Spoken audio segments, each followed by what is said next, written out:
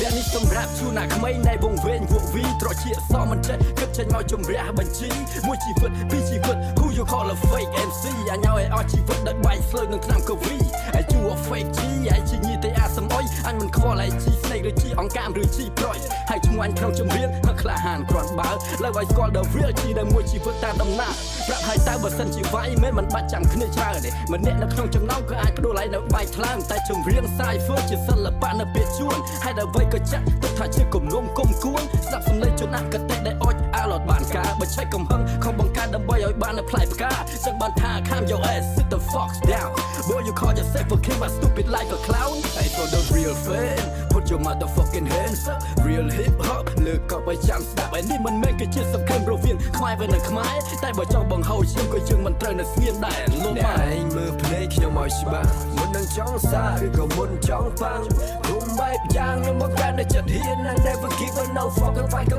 ជាwhat you need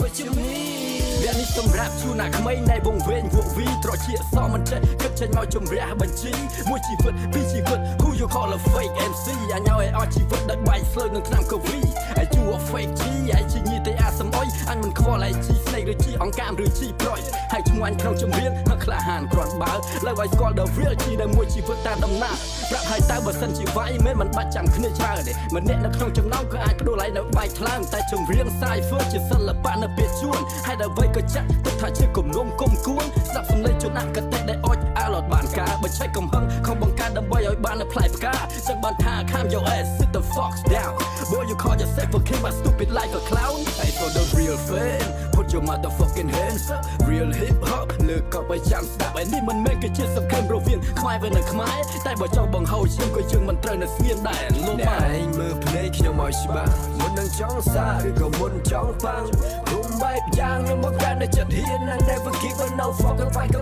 ជាwhat you need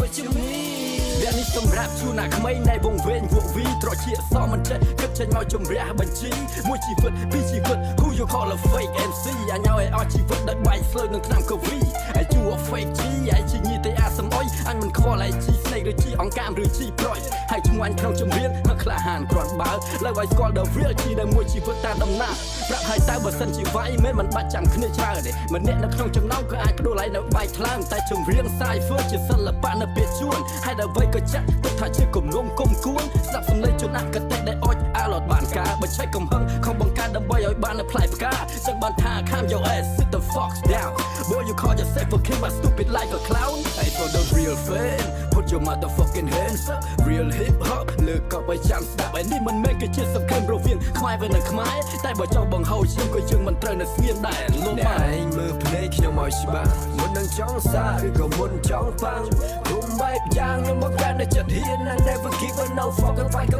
ជាwhat you need